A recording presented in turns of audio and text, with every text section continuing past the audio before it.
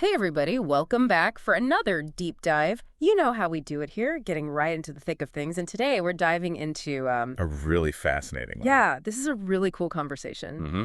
It's James Baldwin and Margaret Mead. From 1971. Yeah, their book, A Rap on Race. I mean, these two huge figures. I know, Very unbelievable. I mean, so you have James Baldwin, this incredible writer, social critic, just known for these, powerful. yeah, just powerful insights on race in America. And then Margaret Mead, this pioneering anthropologist who, like, totally. Switch how we think about culture. Yes, we have these two really unique voices coming together to like tackle these huge questions about how do our experiences, shape how we view race? Right. Can we ever escape history? What role does power play Oh my God. in all of this? I know so much to get into. Yeah, it's a big one. Okay, so let's just jump right into it. Let's do it. How does this rap on race actually begin?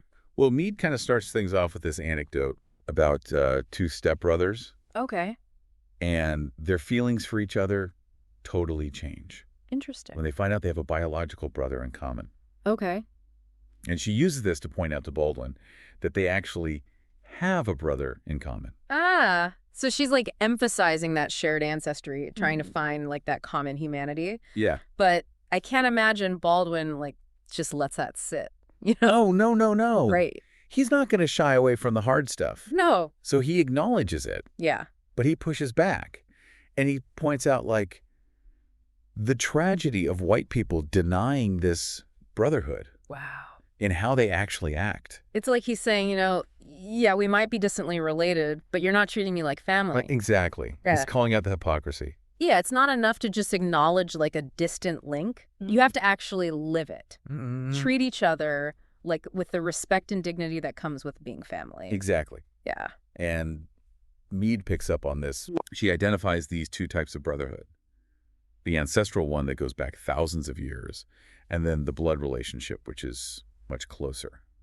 That's a good distinction. Yeah, and it makes you think, like, what kind of impact does acknowledging or denying that shared ancestry have on race relations? Yeah. It's a question worth thinking about. For sure. Yeah. Does just knowing we have common roots change how we treat each other? Right. It feels like they're setting the stage for like a much bigger conversation Yeah, about like race and identity. absolutely. Where do they go from there? So they move into a discussion of this story about Crispus Attucks, Okay. the first black man killed in the American Revolution. Wow. And so Mead's telling this story about how somebody asked her if she would accept Attucks as her ancestor. And she was kind of confused by it at first. Yeah, I get that. Because he wasn't directly related to her. It seems like such a loaded question. Yeah. It's like, are you okay with having a black person in your family tree? Right? And Baldwin picks up on that, like, right away. Okay. He's like, this question shows how one-sided integration was. Yeah. White people were offering to share what they had. Yeah, as if that was like enough. As if that was enough. Right. And Baldwin puts it like, they thought that was all the generosity that was needed. Wow. He really gets at the heart of the matter. Yeah, it's not about equality or sharing power. It's this limited idea of giving, Right. but without changing the system. Exactly. It's Yeah. like offering somebody crumbs from your table Right. instead of giving them a seat at the table. It's not true generosity if you're still holding all the power. Right. So they're really starting to unpack this. They are. This complex issue of race in America.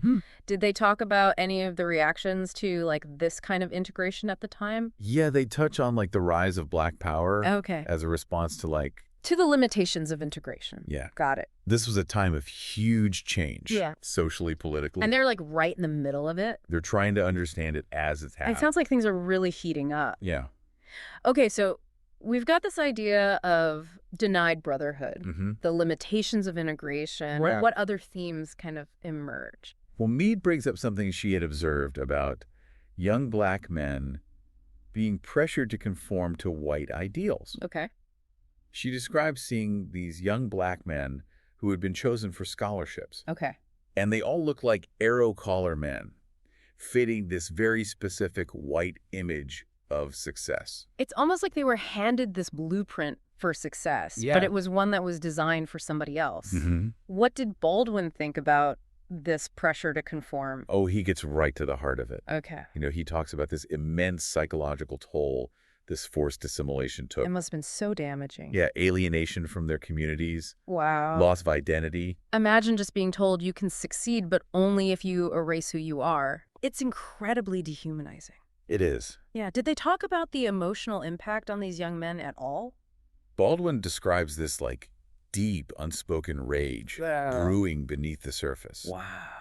That's powerful. It's like they're carrying this weight of expectation. Right, this pressure to conform. And it manifests as anger. Yeah, resentment. Mm-hmm. Makes a lot of sense. Yeah. It's not just about being told to act a certain way. It's about the psychological It's a violence. and emotional violence of being denied your own identity. Mm-hmm. This brings us to this huge question that seems to underlie this whole conversation. It does. The weight of history. Yeah. How do they even begin to approach a topic that big? Baldwin paints this really vivid, unflinching picture of the Black experience in America. Okay. He talks about the grim pathology, the internalized sense of degradation, Wow. the constant reminders of their supposed inferiority. Hmm. And he's very clear, this isn't an accident. Right. This is a system designed to oppress and control. Heavy stuff. Yeah. But so important to understand. Mm-hmm. It's like he's forcing us to confront the ugliness of the past Yeah.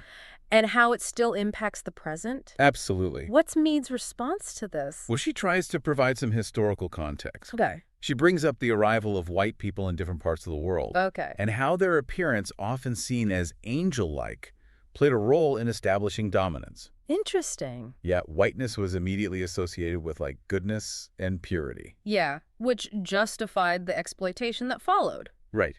I never thought about it that way. Makes sense, though. Yeah, it does make sense. If you're seen as an angel, Right. your actions automatically have more legitimacy. Yeah. Even if they're harmful. Even if those actions are harmful. Yeah. Okay. And this leads them to this really challenging discussion about the moral burden white people carry because of their historical role as oppressors. Wow. Okay. So they've tackled brotherhood, the limits of integration, the pressure to conform, Right. the weight of history. I'm exhausted just thinking about it. It's a lot. What other thought-provoking topics did they delve into? Well, they shift gears a little bit and start exploring the importance of touch, Okay. particularly in Black culture. Interesting.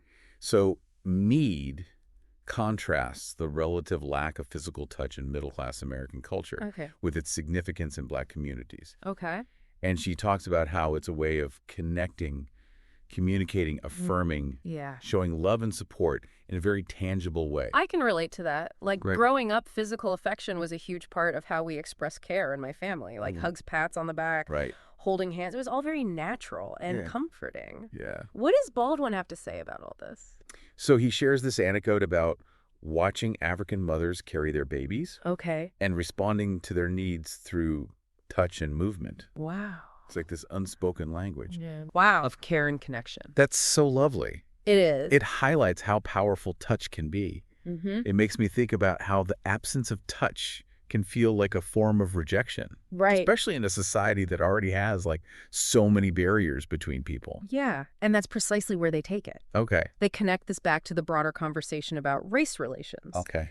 So that lack of touch, that discomfort with physical closeness, can be seen as another manifestation of the fear and prejudice that underlies racism.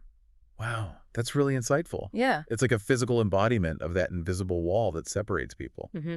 Wow. Okay. So we've covered brotherhood, the pressure to conform, Right. the legacy of history, Mm-hmm. the power of touch. Mm-hmm. What else is on their agenda for this rap session? Well, they move on to discuss the evolution of language, specifically Black English. Okay.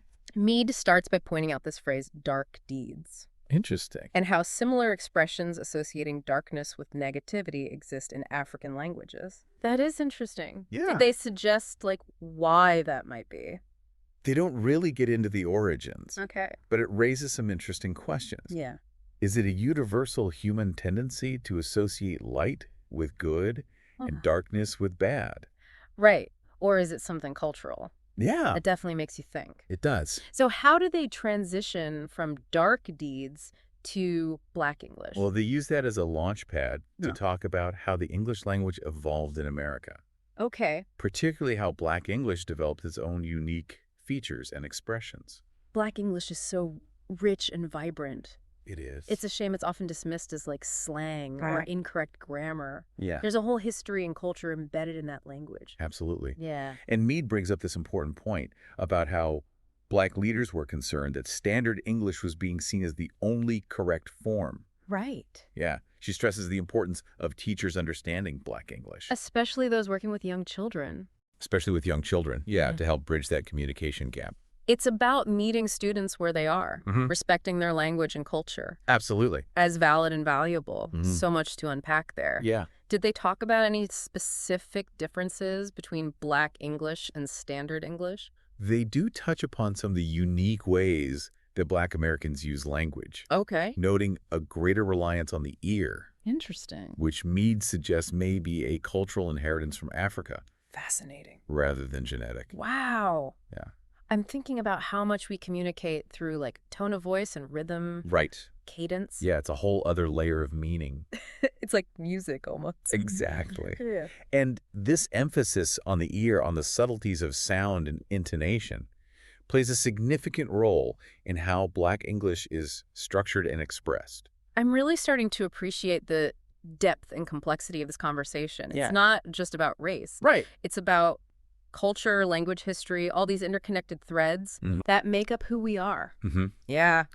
They weave it all together so beautifully. Yeah. And then Mead throws out this question. Yeah, okay. What if boats had never been invented? Whoa. Yeah. That's a big one.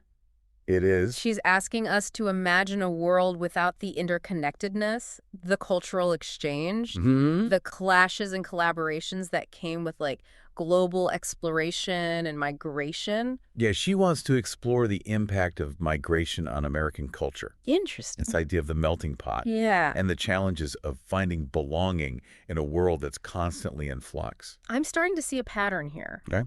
This conversation keeps circling back to these fundamental questions about identity, belonging, and how we navigate difference in a world that's increasingly diverse and interconnected. Exactly. It's making me reevaluate my own assumptions about race and culture. That's the power of their dialogue. Yeah. It forces you to confront uncomfortable truths and consider new perspectives. And this boat's hypothetical leads them to this really fascinating story that Mead shares about her experience with the Manas people in New Guinea. Okay. So these Manas people, they were really meticulous about keeping track of debts using dog teeth, almost like a currency system. Oh, wow. But when she introduced them to the concept of printing and mass-produced books, Okay. they were just fascinated Wow. by the possibility of sharing knowledge and stories on such a large scale. It's like they saw this whole new world opening up. Yeah. This way to connect with others and share their culture in ways they never thought possible. Exactly. What struck you about this anecdote? I think it really highlights how different cultures approach knowledge and communication. Okay. For the Manas people, information was precious. Right. Carefully tracked and exchanged. Right, and this idea of mass production, Yeah. of making knowledge widely accessible, that was revolutionary to them. I see how that ties back to their earlier conversation about Black English and the importance of respecting different ways of communicating. It's not about one way being right or better, but recognizing the value of diverse perspectives. Exactly. It seems like they're constantly challenging those rigid categories and highlighting the fluidity of language and culture. You're picking up on a really important thread here. Okay. This idea of fluidity and adaptability Okay. is central to their whole conversation. Got it. It applies not only to language, but also to identity, culture, even history. It's like they're suggesting that these things aren't fixed Right. or static, but they're constantly evolving and changing. Mm-hmm. It's making me rethink my own assumptions about how culture works. Yeah. I tend to think of it as something fixed, something you're born into, Right. but maybe it's more dynamic. It is. More influenced by interactions and experiences than I realized. That's a really insightful observation. Thank you. And it's something that Baldwin and Mead explore further as they delve into this discussion about America's anxieties and insecurities, particularly in the 1970s. Okay, so from boats to cultural anxieties, it feels like we're jumping around a bit. Okay. How do they connect those two seemingly disparate topics? Well, it's through this idea of identity and belonging. Okay. Remember how Mead was talking about how Americans used to define themselves in opposition to foreigners Yeah. or communists. Right. And she notices this shift happening in the 70s, Okay. where people are increasingly defining themselves against specific nationalities. Oh, interesting. Not a Russian. Yeah. Not an Italian. It's like a fragmentation of national identity. Yeah. Instead of the shared sense of Americanness. Right. People were clinging to these smaller, more specific labels. Exactly. And they connect this trend to historical patterns of migration and class mobility. Okay. People were shedding old identities, trying to forge new ones. Makes sense. In this rapidly changing world. It's like they were trying to find their fitting in a society that felt increasingly uncertain. So from anxieties about national identity, where does their conversation go next? So they shift gears a bit Okay. and start talking about the experience of becoming an anthropologist. Okay. Mead describes it as this process of cultural analysis, Okay. where you have to become your own first informant. Interesting. It's about understanding your own background, your ancestry, your cultural biases. So you can approach other cultures with a more open and critical mind. Exactly. I can see how that would be so important if you don't understand your own cultural lens. Right. You're more likely to project your own assumptions onto others. Absolutely. Did they talk about any, specific challenges of becoming your own first informant? They touch on the idea that it can be a really unsettling process. Okay. It's like holding a mirror up to yourself. Yeah. And confronting all the things you've taken for granted. Right. All those biases and assumptions. Yeah, that you've inherited from your culture. Wow. It can be a bit like peeling back the layers of an onion, and sometimes those layers bring tears. That makes sense. It's like questioning everything you thought you knew about the world and your place in it. It sounds like a recipe for some intense introspection. It is, and they connect this to the broader conversation about race by talking about these terrifying dreams nightmares that Baldwin experienced when he moved back to France. Oh, wow. After living in America. Okay. It speaks to the emotional turmoil of being uprooted, of trying to reconcile these different parts of himself, different cultural experiences. It sounds like he was grappling with this sense of displacement, of not fully belonging in either place. Did they talk about how to cope with that kind of cultural dislocation? They touch on the importance of understanding history. Okay. Not as a static set of facts, but as this living force that shapes our present. Yeah. For Baldwin, that meant confronting the legacy of racism in America, acknowledging the pain and trauma that continued to haunt him even as he lived abroad. That's powerful. Yeah. It's like you can't escape history, even if you physically remove yourself from the place where it happened. It stays with you. It does. It shapes your perceptions, your experiences. Yeah. Did they ever talk about how to move forward from that kind of historical trauma? They talk about the challenge of creating a new history. Okay. One that acknowledges the experiences of those who have been marginalized.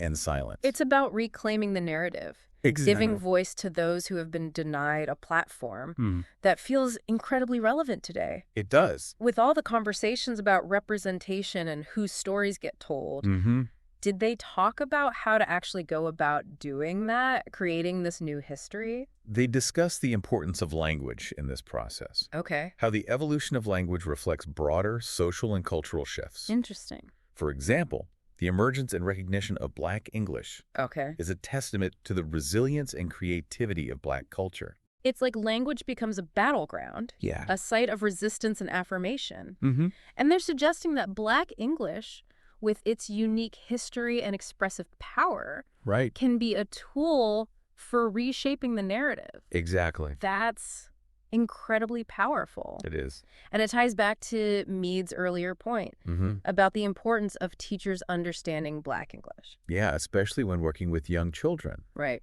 It's about respecting and valuing different ways of communicating. Right. Recognizing that language is not just a means of conveying information, but also a powerful tool for shaping identity and culture.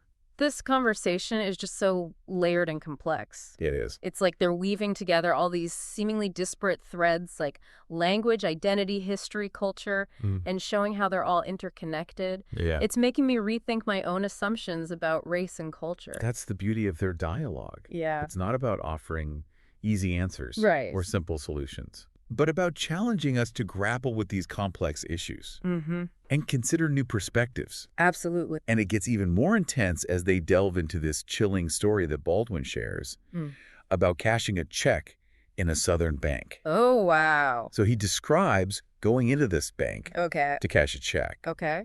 And he's talking about how the white teller was so uncomfortable with his direct eye contact. Yeah. And how her discomfort only eased up when she found out he was from Paris. It's like this everyday interaction suddenly reveals these like deep-seated prejudices. Exactly. It's scary. It is. Makes you wonder how many times those assumptions play out. All the time. Yeah, without us even realizing it. Right. Wow. It's a reminder of those invisible barriers that Black people face. Right, and that burden of navigating white spaces with this hyper-awareness of how you're being perceived. Exactly. And this speaks to this larger point that Baldwin makes about this American terror of the world. Okay, what does he mean by American terror? He's talking about this fear, this inability of America to confront its own racism. And he argues that this denial, this refusal to look inward, has actually crippled America's ability to understand the world around it. It's like looking outward for an enemy when the real threat is coming from within. Exactly. Does he connect this American terror to any specific events or actions? He definitely links it to America's actions on the world stage. Okay. Arguing that this inability to understand and empathize with other cultures contributes to conflict and misunderstanding. Makes sense. Yeah, he even brings up the Vietnam War. Wow. Suggesting that America's failure to truly grasp the Vietnamese people and their motivations played a role in that conflict's tragic consequences. It's a powerful argument. It is. He's essentially saying that America's internal struggles with race are playing out on this global scale with devastating results. Right, and he doesn't stop there. He points to the hypocrisy of a nation that claims to champion freedom and democracy while simultaneously perpetuating systems of oppression. Right, both at home and abroad. Both at home and abroad. Yeah, that's a tough pill to swallow. It is. It's like he's holding up a mirror to America and saying, look, this is who you are, the good and the bad. Right. It's a challenge to confront our own shadow self. Exactly. And it's not just about acknowledging past wrongs. It's about recognizing how those patterns of oppression continue to manifest in the present, in our systems, in our institutions. In our everyday interactions. Yeah, in our everyday interactions. So we've gone from anxieties about identity to America's role in the world. Right. And it seems like they're constantly bringing it back to this fundamental question: how do we create a more just and equitable world, both for ourselves and for others? That's the million-dollar question. It is. And it's not one they pretend to have a simple answer for. Of course not. But they do offer some powerful insights into the complexities of this challenge. Like what? For example, they talk about the exploitation inherent in the Western economy. Okay. How our consumption often comes at the expense of marginalized communities. Right. I'm thinking about that image that Baldwin used earlier. The South African miner toiling away to produce the clothes we wear. Right. It's like a stark reminder that our choices, even the seemingly insignificant ones, have ripple effects. Yeah, that extend far beyond our immediate sphere. It's a powerful indictment It's of the global systems we often take for granted. And it challenges us to think about like the ethical implications of our consumption. Right. To ask ourselves who benefits from my choices and who pays the price. Exactly. It's like they're urging us to become more conscious consumers. Yeah. To think critically about where our stuff comes from. Right. And the human cost behind it. Wow, this has been such a whirlwind of a conversation. It has. It feels like they've touched on every aspect of the human experience. Identity, race, history, power, culture, language. Yeah, it's all connected. I'm left with so much to think about. That's the beauty of a rap on race. Yeah? It's not about offering easy answers, but sparking these difficult conversations. Yeah. And challenging us to re-examine our assumptions about the world. So as we wrap up our deep dive into a rap on race, what's one final thought you'd like to leave our listeners with?